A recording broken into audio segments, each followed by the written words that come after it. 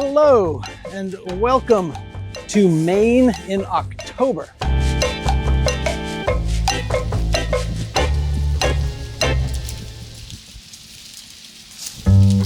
We have good friends up here in Aroostook County who spend time on their generations-old family farm. Every October we get together and press apples to make cider on an old apple press from their farm. And last October, it started to fall apart. So I gathered up the bits and pieces, brought them back here to the command tent, and of course it has sat here all summer waiting to be attended to. But we press apples this weekend, so I've got a couple days to get this up and running. A fabulous build for this time of year. We dug up the patent paperwork on this. I therefore know it is a Bowen and Foster cider mill, patent date April 18th, 1871. And I found some photos of it, but nothing that will be too helpful in getting this back together. I'm really relying on the assembly of this being self-evident. I am not going to claim that this is a restoration project, more of a get it up and running project. That said, while I'm at it, I will take the time to improve on some old repairs and replace these contemporary fasteners with something more appropriate. And the place to begin is to take it all apart and fill many stripped screw holes.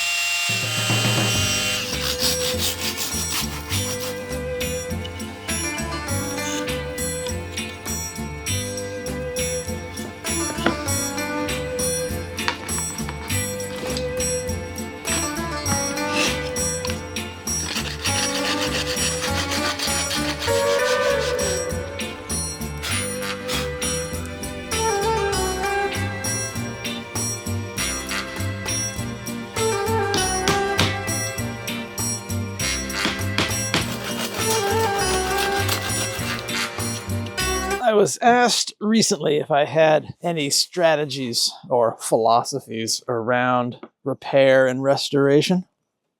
I'm not really sure if I have anything resembling a philosophy. I can say that I tend to put a larger effort than some into reusing, preserving original material, partly because I've had so much luck with it. With wood glues and epoxies, you can go a long way to making an old rotten piece of wood hang in there. In the San Francisco house, we have beautiful old original double hung windows made from old growth redwood. And in the few places where they had become wet and rotted out, it was surprising to me how quickly the painting contractors, in this case, wanted to just tear out the windows and replace them. And it wasn't a terribly heavy lift to scrape out the rotten wood, fill with epoxy, fill with Bondo, repaint, and they were as good as new. I might be pushing it with this sad little piece of wood, but I bet this will hang in there for a little while longer.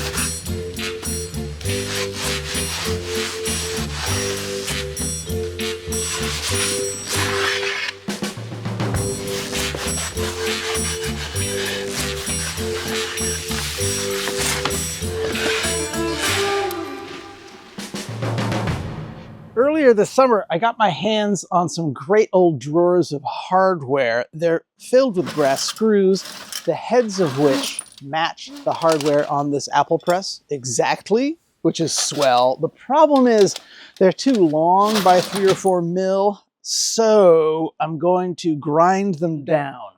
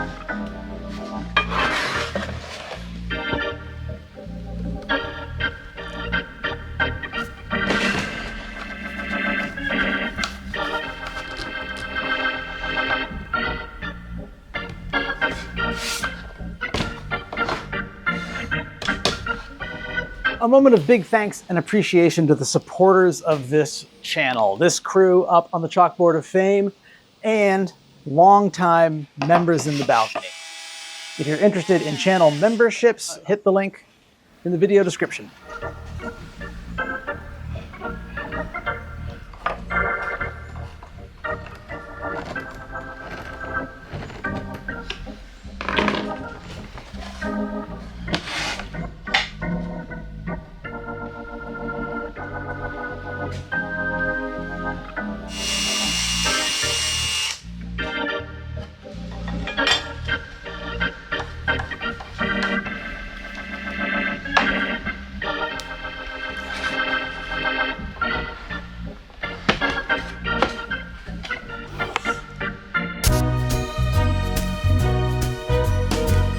The olive oil hasn't gone hard yet, but it is 33 degrees this morning. So I have retreated to the kitchen to do a little editing and some research. This is a food processing machine, so I've been using olive oil to oil the wood. That seems reasonable, but upcoming is a task in which I need to attach some metal teeth to a wooden drum, which comes in contact with ground apples, and I want to rely on my old standby J&B weld, which is an epoxy. And the internet is telling me that no, JB Weld isn't certified as food safe, but I'm seeing plenty of sources saying that it's inert after curing, and this machine never gets hot, it's always cold. I feel confident that we're good, and if I learn otherwise later, I'm sure I could seal the areas where there is epoxy after the fact. I think we're good.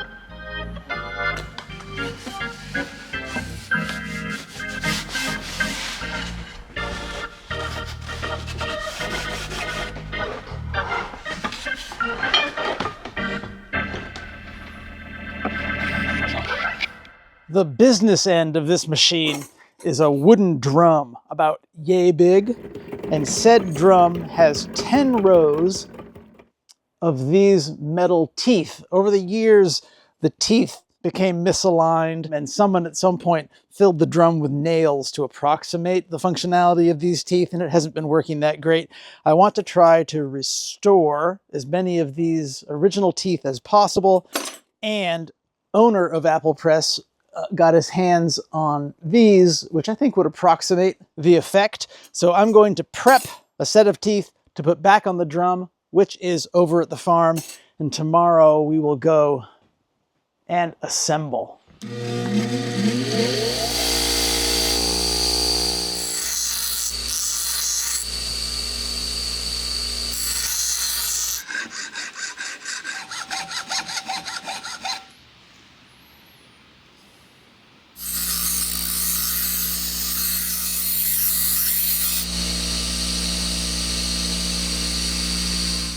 Here we are with the drum portion of this project. The original blades had an elegant mounting solution. They slotted into a groove cut onto the far side of this piece of metal.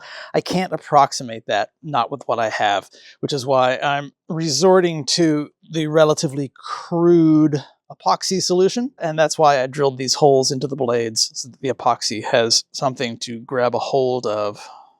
It pains me a bit to be doing it this way because these old rings of wood are beautiful in their own way, and there'll be no going back after I've packed this full of epoxy. If we ever manage to find the correct blades to really restore this, I could rebuild this and make new wooden rings. Filling the old nail holes as I go, just so they don't fill up with rotten apples.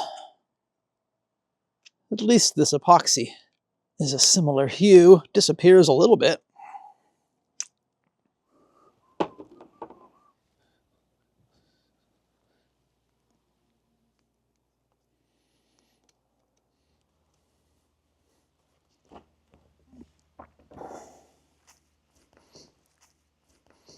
And the microphone failed. I'm now saying something like, hey, it's the big day to find out if all my repairs actually worked out. At the last minute, I discovered, when assembling this, that it had a real wobble because someone's old fix, the little leg didn't meet the thing. So I made this piece to attach, which I'm doing, and it makes everything more stable. I made it out of an original piece of pine from the camp, and now let's see if this thing works. Something like that.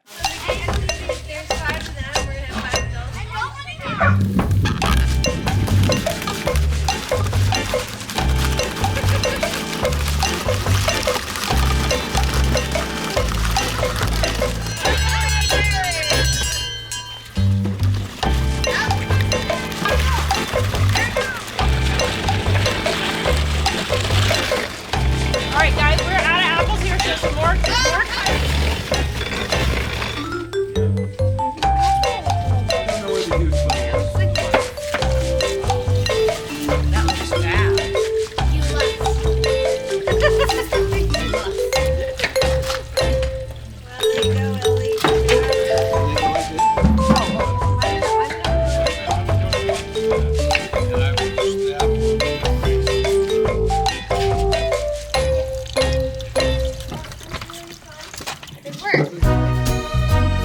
Things around here are winding down. We head back to San Francisco in 3 days. I've been doing any number of things to close this place down, including closing in more walls in the saloon with white pine, and I'm enjoying a little white pine construction debris fire.